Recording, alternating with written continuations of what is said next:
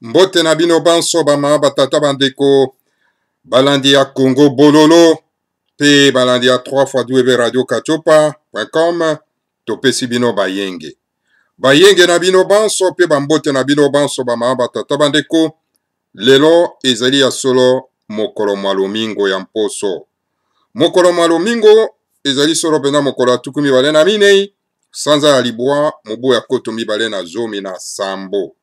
Bongo tokomi na ngonga ya zomi na libwa na miniti zomi elingi koloba ete ngonga ya sambo na miniti zomi ya sima ya nzanga.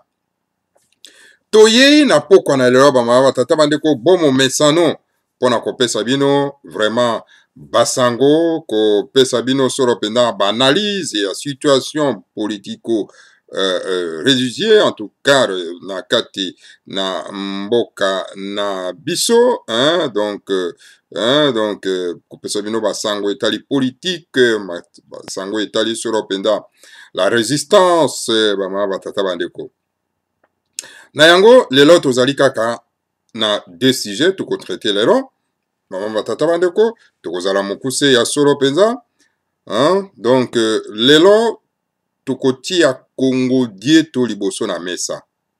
Et pas api Congo Dieto o ikomami na yeme le grand maître de la sagesse Congo Fumomanda Nsemi oyo ezali koya na kati na diaspora.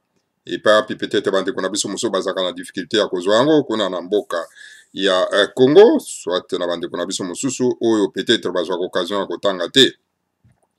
Alors biso to se sacrifiaka pona ete tokoka kotanga yango pona bonne compréhension ya bandeko na biso. Liboso ke tokenda na Congo Dieto tokozala solo pena na mwa introduction oyo tokotia liboso na mesa na introduction wana ekomema biso pe boyoka déclaration ya Trump ndenge asalaki epai ya journaliste sud-africain bokoyoka na kotangela bino yango ngai na kosala commentaire te bino moko bato bokosala commentaire là-dessus. Na yango bama batata bandeko na introduction na biso toko banda nano maye mazali solo penda koleka solo penda na New York kuna na Nations Unies oepa pe bandeko na biso babundeli ya mboka bomonaki bakei ebele kuna bazali vraiment ebele vraiment na satisfaction nyonso tomonaki bango tomoni ndeko na biso bambuta mobenga kuna bambuta mobenga tomonaki bango kuna na kati na New York tomoni bandeko mosusu ebele ebele baliangando donc voilà baliamboloko baliangando tout le monde tomonaki vraiment bango kuna bama batata bandeko bana lisanga atimanti na satisfaction nyonso tu ya biso bapanzi sango ya solo bama batata bandeko na yango bama batata bandeko kasi na kotala bandeko na biso na kotala mobilisation ya bandeko na biso. Alors ngai na se rendre compte que vraiment na moni on dirait que biso moko bato toza ko légitimer l'imposteur ou aza na kati na mutu ya mboka na biso na République démocratique du Congo. Parce que bama batata bandeko ba député européen ba lobby awa toyoki bango basali ba délégation na ba télévision parce que tango biso moko toza koloba sur le terrain tango ba résistant baza koloba alors toza kondire ke na mwa doute kasi bango moko ba lobby yango bango moko basali ba révélation na bango ete moto azali na bokonzi na mboka ce n'est pas un Congolais azali Congolais te azali mopaya bango bazwaki ye batieki na mutu ya mboka pour que asunga bango po abrade mabele wana ya biso mabele ya bakoko na biso. Alors bande mais bino boke na New York pona ko protester sikoyo bino boza ko dénoncer tout en disant que non Kabila must go Kabila must go Kabila must go. Mais ça n'a pas un sens, bandeko. Mais quel Kabila que vous parlez? Laurent Désiré Kabila a été assassiné par cet imposteur Hippolyte Kanambe à sa dégageant depuis longtemps. C'est quoi de quel Kabila que vous dites dans des slogans Kabila Masko? Soyons sérieux, bandeko. Biso moko toza ko légitimer moto oyo tokoki ko légitimer te. Oh, biso moko esengeli pour profiter de cette occasion, dire que bon, voilà, cet homme c'est un imposteur, c'est un faussaire. Cet homme a eu à causer 80 millions de Congolais que Azali le fils à Laurent Désiré Kabila. Or que Azali le fils à Laurent Désiré Kabila, son nom c'est Hippolyte Kanambe, comme Fumumanda Nsemi l'appelle, comme M. Ngwanda l'appelle. Et alors, donc, il a trompé 80 millions de Congolais. Nako bomba makasi maya Laurent Désiré Kabila, que Azali mwana naye, ou qu'Azali mwana naye, ou que c'était un tout Rwandais. Et maintenant, biso tolobi, il faut longwana mboka na biso.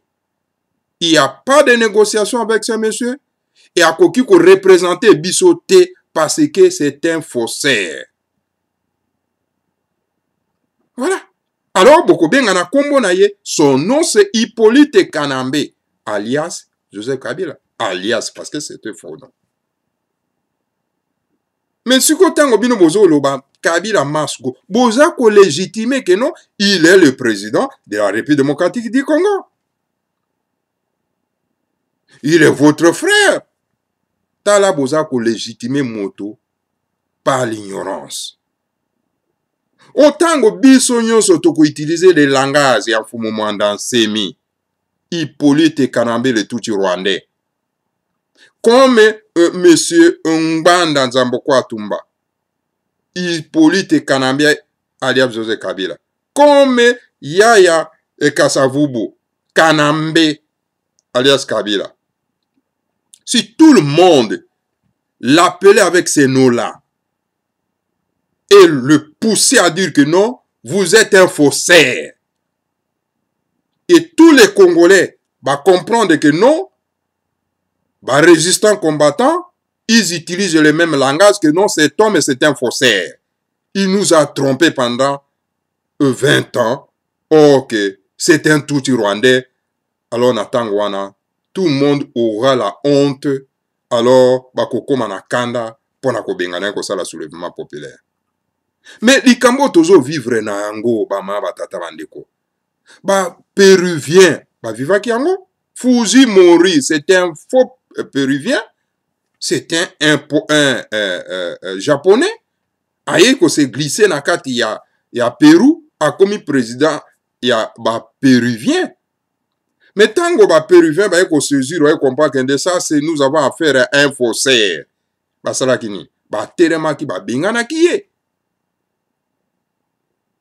Alors, c'est tous les médias, les journalistes, tous les acteurs politiques, télémis comme un seul homme pour un faussaire. Mais alors, tala et pas nabiso ce qui se passe. Et ça les médias et internet et la libanda. Et ça les réseaux sociaux. C'est kaka moi quelques-uns oyo bazako bengake cet homme c'est un Hippolyte Kanambe, alias Kabila, c'est un faussaire. Tout c'est un tout. C'est le Mickey. Et que tous allez occuper par le tout rwandais. Mais posez-vous la question à Bao Yobayaka. Hein? Baturoko la ba Okoyagbo, alias Pasteur Bobo. Baturoko la Fabien, il y a TV Tchango. Pourquoi ils n'utilisent pas l'occupation? Pourquoi ils n'appellent pas ces messieurs-là avec son nom-là, Hippolyte Kanambe? Posez-les des questions. Qu'est-ce qui se passe avec eux? Donc, complicité, Zaliwan. Il y a des complicités. Sauf que complicité, Zalité, pourquoi vous ne poussez pas les gens à appeler cet homme-là par son nom? Comme fait Mfumumanda Nsemi, comme fait, comme l'appelle, Ngwanda Nzambokwa Atumba. Pourquoi bozo sala yangote? Donc, boza ko légitimer moto oyo, azali même na besoin ko vanda na mboka wana te. Tango bino bozo benga ndeko Kabila. Bozo benga chef de l'État Joseph Kabila. Mais bozo légitimer, Mais il se sent à l'aise dans le Mboka. Non, mais écoutez, il y a encore une partie des Congolais, bah, y évite tout Rwandais. Boza ko légitimer. Alors, pas sur tout ça comme on a, faut ezali à biso moko. Vous comprenez? Faut ezali à biso moko. Hein?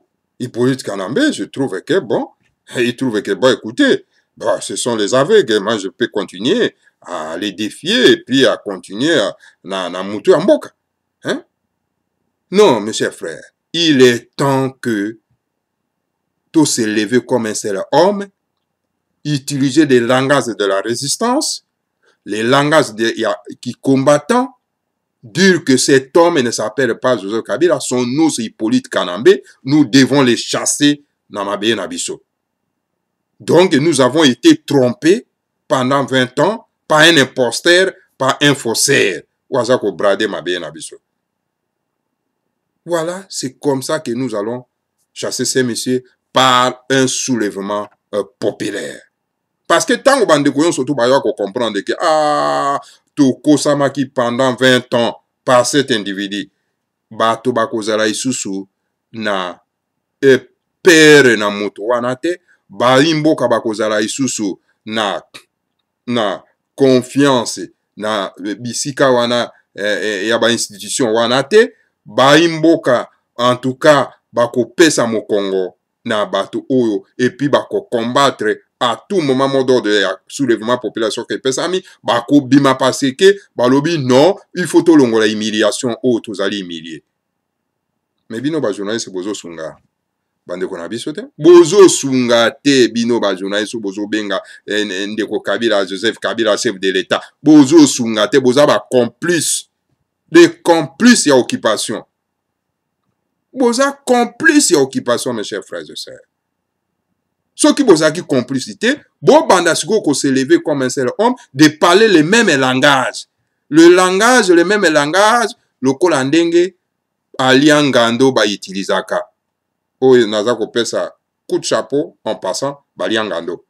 Parce qu'il n'appelle pas cet homme, à cet imposteur, hein, Joseph Kabila, il appelle Hippolyte Kanambe. Voilà. Et vous les restes, vous ne suivez même pas, parce que vous êtes des complices. Vous êtes des complices, vous qui appelez à cet imposteur, ces faussaires, Joseph Kabila, et pourtant ce n'est pas son nom, il essaie consciencieusement, dans mon témoignage, qu'il s'appelle Hippolyte Kanambe, et il faut aller demander des fois. Voilà, ma déception dans Bandeko Bakendaki na New York, la façon dont Oyo Bango vraiment basimba ki makambo kuna na kati na New York. Voilà. Wana ezalaki introduction na ngai ya déception na ngai na bandeko bakendaki kuna na ndenge bango baza ko comprendre toujours makambo te. Voilà mama batata bandeko bana lisanga antimanti. Pona kokenda na Congo dietu na kotangela bino bama batata bandeko déclaration il y a le président américain Amoni de Komoko Atindarikengawa a bien que cette déclaration a été faite par Donald Trump, na journaliste sud-africain Moko. Alors, Donald Trump. Il n'y a pas de raccourci vers la maturité. L'Afrique doit être recolonisée. Parlons hier au Nebraska. Trump a déclaré que les Africains sont des esclaves vivant comme des esclaves dans leur propre pays. Mais ils prétendent qu'ils sont indépendants. Trump répondait à une question d'un journaliste sud-africain quant à savoir s'il pensait que les dirigeants africains avaient raison de demander un retrait massif de la Cour pénale internationale basée à La Haye. Il est honteux pour les dirigeants africains de chercher la sortie de la CPI, de la Cour pénale internationale. À mon avis, ces dirigeants veulent avoir toute la liberté d'opprimer les pauvres sans que personne ne leur pose une question. Je pense qu'il n'y a pas de raccourci vers la maturité. Et à mon avis, l'Afrique devrait être recolonisée parce que les Africains sont encore sous l'esclavage.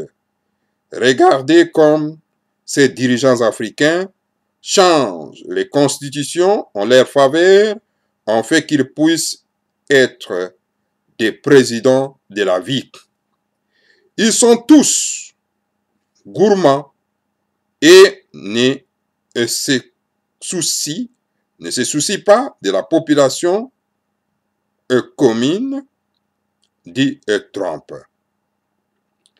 Quand je les vois faire du bruit, comme la Cour pénale internationale, alors qu'ils ne peuvent même pas trouver une solution amiable pour les dilemmes en cours au Burundi, je pense que ces personnes manquaient de discipline et de cœur humain.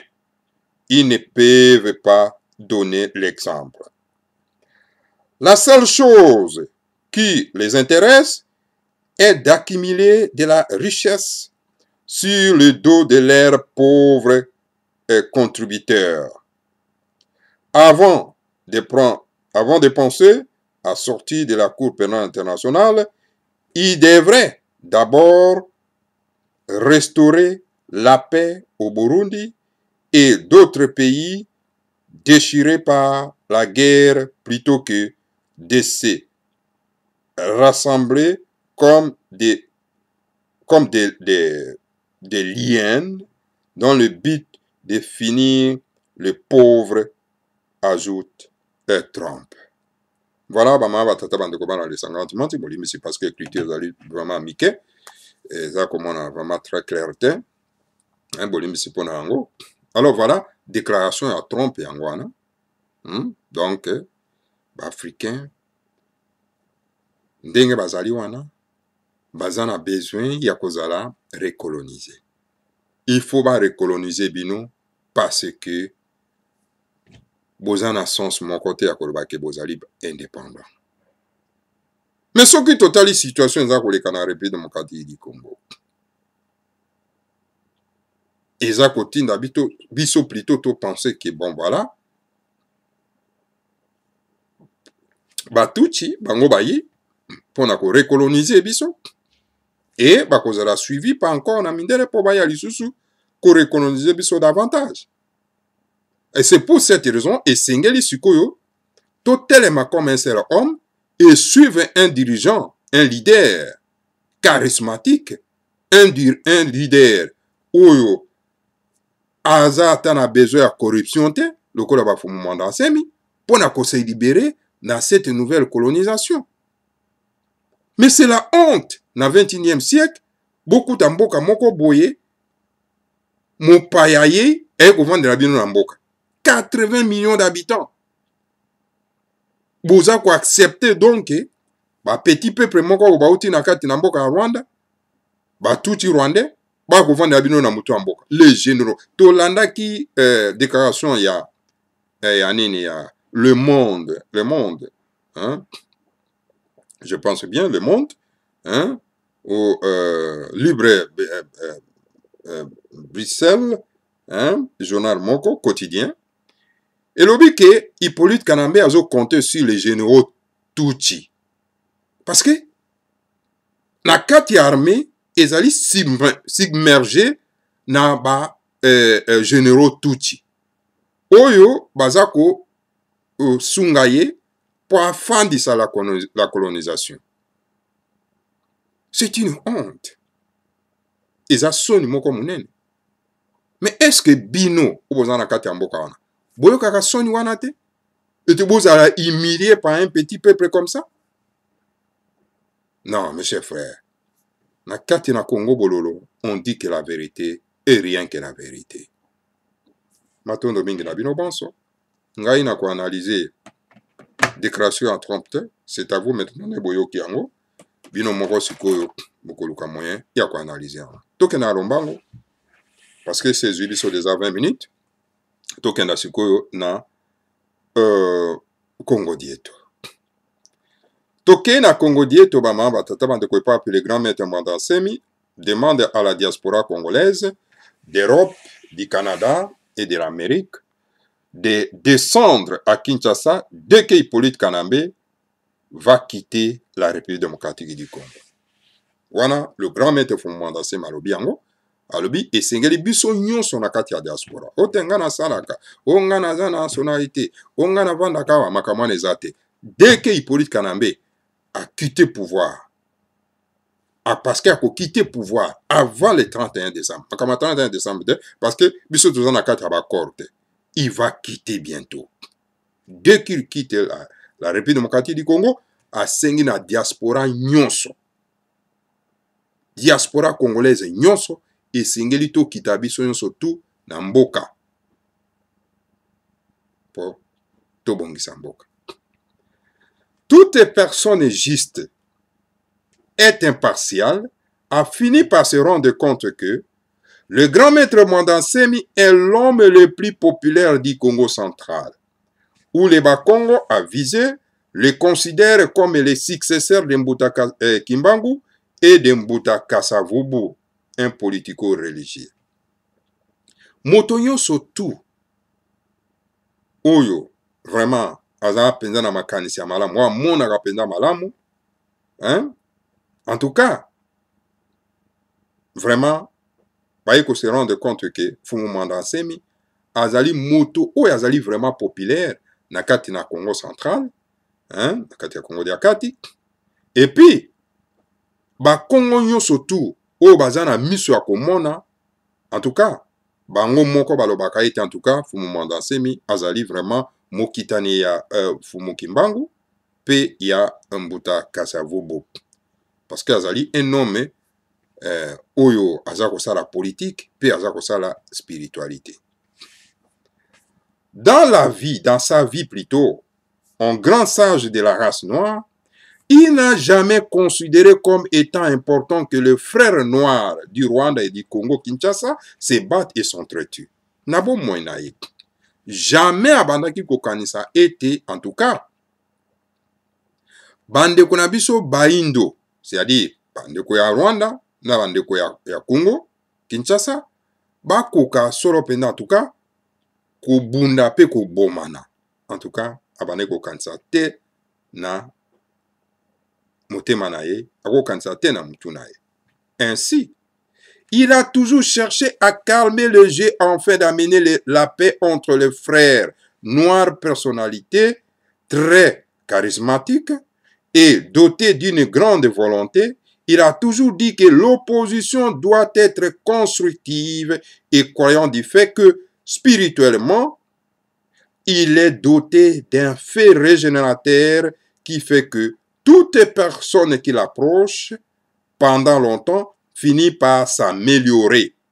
Et fut un moment, le grand maître Mwanda Nsemi a cru que Matezolo et Hippolyte Kanambe peuvent être touchés par son fait régénérateur et s'améliorer. En tout cas, yango wana monaki Fumu Mwanda Nsemi, tango iso abandaki toujours koluka solution. Pe kopesa toujours mate epa ya ba imboka, bao bazali bana ya mboka, o bazali kosala politique, hein? Pona ete, en tout cas, bai mboka, bai politique, esengeli bakoka solo penda koluka lenge kani ya kozala na boyokani, kozala esika moko, pona ete to bongisa mboka. Alors, yango wana, en tout cas, Fumu Mwanda Nsemi abandaki toujours koluka koyokanisa opposition na ba oyo bazali kokamba mboka illégalement. Parce que ye na kati na ye azali na moto oyo ete moto nyonso tu oyo ako approcher ye, akozala pembeni na ye, akozwa moto wana pona ete akoka solo pena kobonga. Kasi ba oyo babengi bango ba Matezolo pe na Hippolyte Kanambe, alors abandaki kokanisa ete na moto oyo yazali na yango, lokola bango bakozala pembeni na ye, bango bakozwa moto wana mpona ete balongola mabe oyo ezali na kati na bango mpo ete bakoka kobonga bakoma bato malamu. Mais quand il a vu Hippolyte Kanambe faire assassiner Étienne Tshisekedi, et quand il a considéré l'obstination de Matezolo, de Deon Kusu, de Shadari et de Kalunda Motov alias Kalev, de les tuer, malgré des opinions, malgré, je dis bien, malgré des opinions sages et modernes, de gens comme le général Olenga, le grand maître Mandansemi a fait foi que le problème de ceux qui veulent le tuer finira par trouver une solution satisfaisante. Voilà. Kasi, tango ya moni ete Hippolyte Kanambe, alias Joseph Kabila, Hippolyte Kanambe alias Joseph Kabila, un Tutsi rwandais, asali mosala ya koluka assassiner, koluka te me tango assassiner, tango amoni Hippolyte Kanambe abomi Etienne Tshisekedi, parce que moto abomi et Tshisekedi ezali Hippolyte Kanambe. Tango amoni Hippolyte Kanambe abomi Etienne Tshisekedi, alors en tout cas tango pe amoni vraiment que nani Matezolo, Deon Kusu, Shadari, Kalunda Motov, baluki lolenge ya koboma ye, ya koboma Mfumu Mandansemi, malgré en tout cas ba opinion ya Mfumu Mandansemi ya malamu oyo apesaki pona ko sauver la République, et puis bato lokola ba au général Olenga, ba s'associer pona koluka koboma en tout cas Mfumu Mandansemi, alors le grand maître Mfumu Mandansemi aye kotala bi non. Problème ya bato oyo baza koluka koboma ngai esengeli koka kozwa solution na yango, solution ya malamu, esengeli koka kozwa solution ya malamu. Ouais.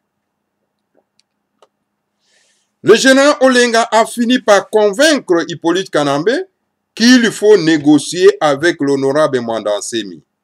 Et Hippolyte Kanambe a accepté, ainsi ils ont fait asseoir le projet de les tuer.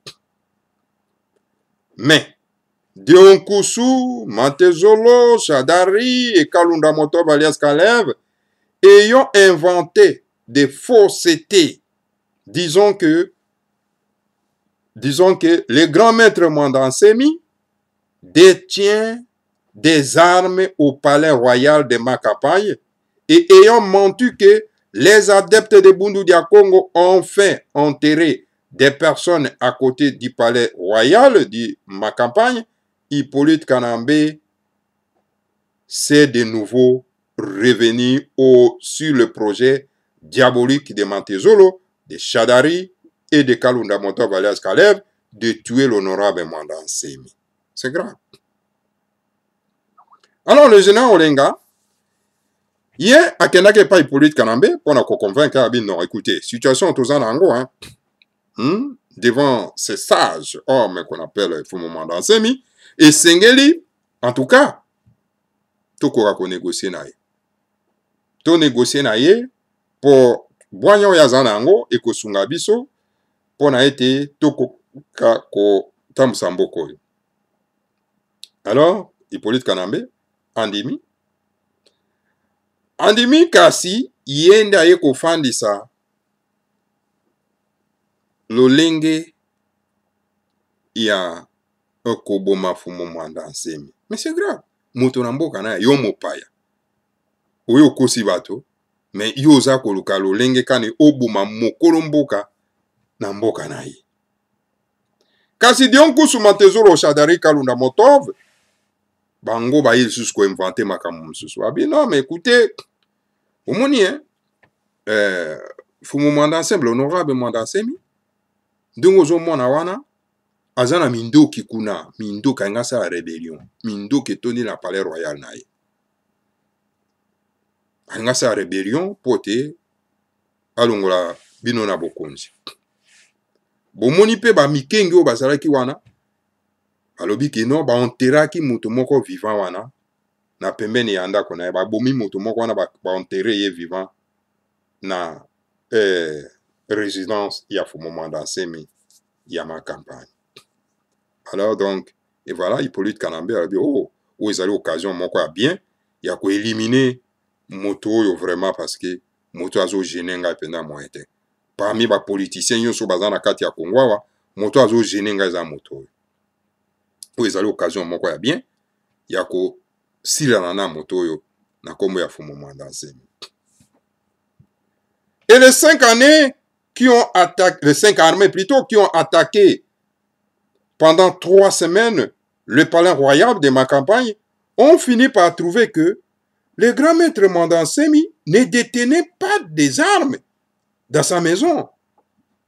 Et la police scientifique qui a enquêté sur des, soit, disons, personnes qu'on a enterrées à côté du palais royal de ma campagne, et ayant remué la terre, n'avait trouvé des traces des personnes enterrées, ont compris que c'était des mensonges. Car le grand maître Mandansemi était grand sage qui a de la considération pour la vie humaine. Alors voilà, Bachet plan à bango, bino il faut éliminer moto.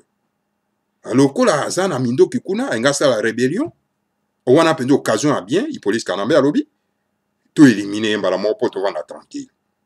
Et au monaki, les 5 armées, il y a pays africains, yaki wana, pona kuluka ko éliminer les grands maîtres Fumoma Dansemi, ndenge salaki guerre pendant 3 semaines na palais royal naye.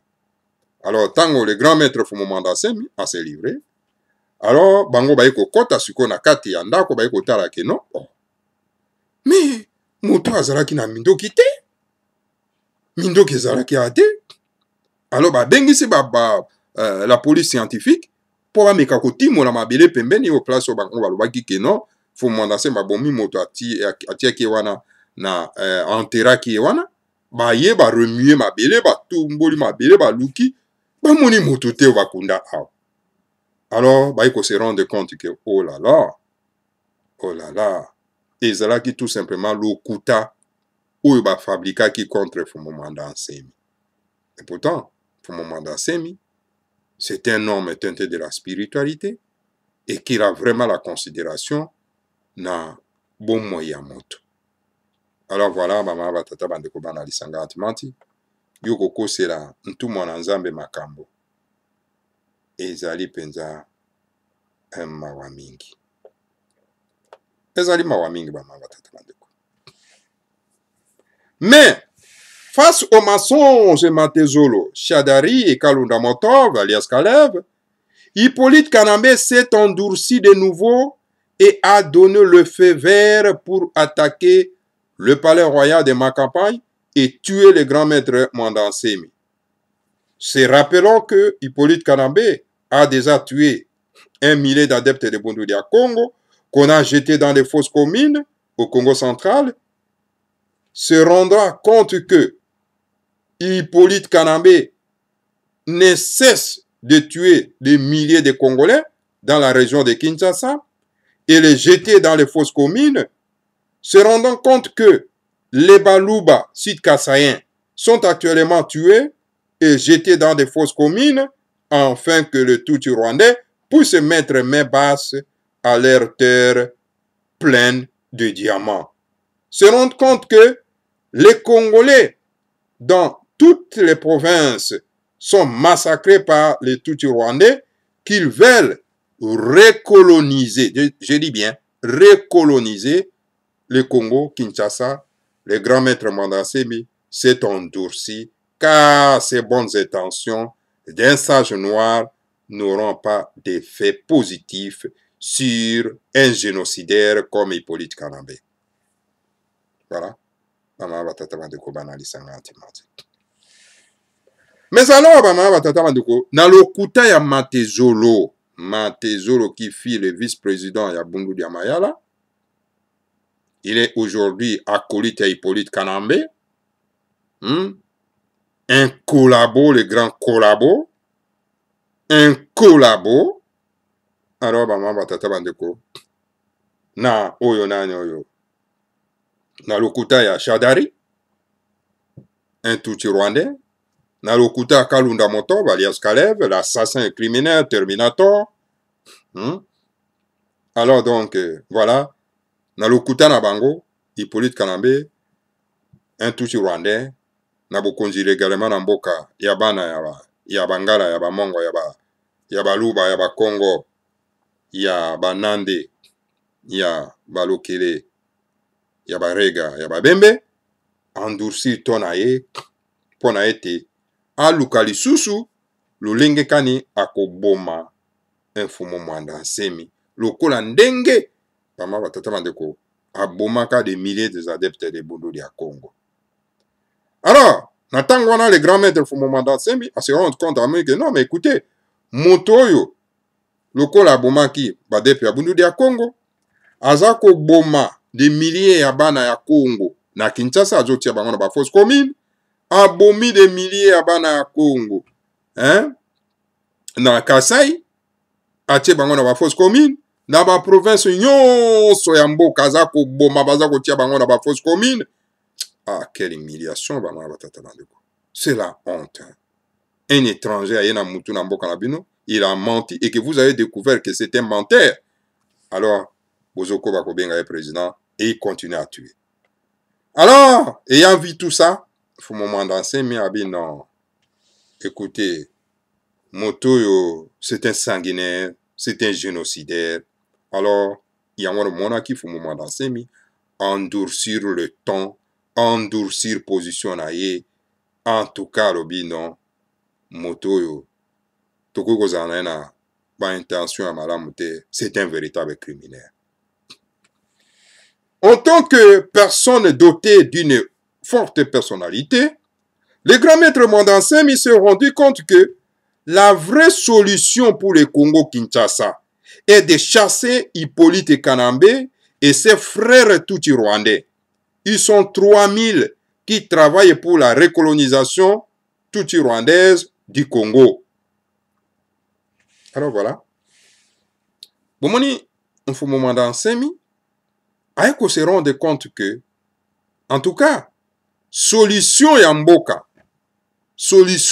na biso, ekozwama te soki Hippolyte Kanambe azawana. Solution ya mboka na biso ekozwama, tango toko bengana Hippolyte Kanambe na bokonzi na Kinshasa. Esengeli to bengana ye, Hippolyte Kanambe ala Joseph Kabila. Na bandeko na yo bazali 3000 Tutsi rwandais, oyo bazo sala mosala ya recolonisation ya Congo. Et sengeli biso banso totelema comme un seul homme de chasser ces messieurs. Pas de négociation, pas des accords. Bino bawe bozo tambola kolukaka ba accord. Tala ba fumototo balobaki lobi makelele. Ils sont devenus na kati ya bote ya ba colon. Ya ba étranger. Malheur à ceux qui comprennent toujours en retard. Alors, ayant arrivé à cette conclusion salutaire, le grand maître Mwanda Nsemi s'est radicalisé et a demandé au peuple congolais de se lever comme un seul homme, de chasser Hippolyte Kanambe et ses frères Tutsi rwandais, sont 3000 qui travaillent pour la colonisation Tutsi rwandaise du Congo-Kinshasa. Yangwana donc, Mfumu Mwanda Nsemi a dit non, mais écoutez, la solution na biso ekozwama, il faut kaka Hippolyte Kanambe akende, na 3000 Tutsi rwandais, oyo, bazo sungaye pona, ko recoloniser Congo. C'est la honte, hein. Des petits peuples comme ça, ils viennent chez nous, 80 millions d'habitants, bafandi, baza combien? 3000. Hein? Bafandi pe bazo ko recoloniser bino. C'est malheureux. faut que son permettre de se radicaliser. Tous les Congolais du pays et de la diaspora d'Europe, du Canada et d'Amérique doivent s'associer et exécuter les instructions patriotiques que donne le grand maître Mwanda Nsemi. Car, aussi puissants spirituellement que peuvent être un guide, une seule personne ne peut pas sauver la nation. Yangwana en tout cas, et sengeli biso banso na diaspora d'Europe, ya Canada, ya Amérique, et sengeli to landa mot d'ordre oyo mfumu Mwanda Nsemi aza kopesa. Parce que ye moko seulement akoki kosala mosala ya kobikisa mboka mobimba te. Na bao balobaka te. Ah, mais Mwanda Nsemi asalaka ye moko, hein? Akenaka koboma Hippolyte Kanambe ye moko. Ouane ezali ba langage ya ba lâche. Ce sont des lâches. Moto ye moko akoki kosala mosala ya kosauver mboka mobimba te. Mais le censé ezali kozala na un être puissant ou aza kotina maloba puissant oyo biso tout olandi pona ete tokoka ko se libérer. Voilà mosala oyo biso tokoki kosala. Bama batata bandeko bana lisanga atimati. Ezali likambo ya moto moko te. Ezali likambo ya biso banso. Ainsi, malgré sa puissance, le maître Jésus n'a pas pu sauver l'Israël à l'époque de l'Empire romain. Car les Juifs ne suivaient pas ces mots d'ordre. Mais réincarné en 1948 en tant que David Ben Gurion, comme les Juifs étaient trop martyrisés dans le monde, ont suivi ces mots d'ordre. Le maître Jésus, en tant que David Ben Gurion, a sauvé le peuple d'Israéliens et restauré nationalement l'État d'Israël. Voilà. Bon, même Mukonzi na Bayuda, Jésus-Christ, na tango na ye, tango bazaki sous la domination romaine, en tout cas, ba juif na époque wana, balandaki mot d'ordre na ete. Bayoka kite. Kasi tango, Jésus, azongi na mokili na molimo, pe aye ko se réincarné na nzoto ya Ben Gurion. Alors tango ba juif ba moni pasi na mokili mobimba, tango Ben Gurion apesaki mot d'ordre na etala ba juif nyonso tu balandi, etala la restauration de l'État d'Israël. Malere kaka na bawe batikala kaka na ba mwa buku ya muke babengi Biblia, batanga kombo ya Jésus ki azali koya pona ko restaurer l'État d'Israël. Ok, Jésus asa ya na nzoto ya Ben Gurion a restaurer l'État d'Israël esili azongi na ye, bino bovandi bozo belelaka ye pona en tout cas malere na ba nègre. Les nègres ont un problème sur eux. Ok, Jésus-Christ asa zonga na ye na nzoto ya Ben Gurion a restaurer l'État d'Israël. État d'Israël est vendu, azongi na ye na kumukili ya molimo, mission accomplie. Alors bino siko bozongi, na mwa mateya ya mwa ba petit esprit, ba memelaki bino na ba colon, bino botika kozela Jésus-Christ. Malheur à ceux qui comprennent en retard, en tout cas. Voilà l'instauration de l'État d'Israël. Au Congo-Kinshasa, et maintenant au Congo-Kinshasa, si nous voulons réussir dans notre révolution de la renaissance du Congo, nous devons suivre à la lettre les instructions données par le grand maître Mwanda Nsemi. C'est pourquoi le grand maître Mwanda Nsemi dit ceci, comme au pays. Il y a une classe politique médiocre, qui accepte de céder la souveraineté de l'État congolais à un étranger. Le grand maître Mwanda Nsemi demande à toute la diaspora congolaise d'Europe, du Canada, de l'Amérique, de descendre massivement à Kinshasa dès que Hippolyte Kanambe va quitter notre pays.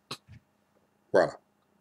Yangwana en tout cas, au Congo, na kati ya mboka ya Congo, En tout cas, pour na ete tokoka ko réussir révolution na biso, toluka Congo ya sike koka kobotama.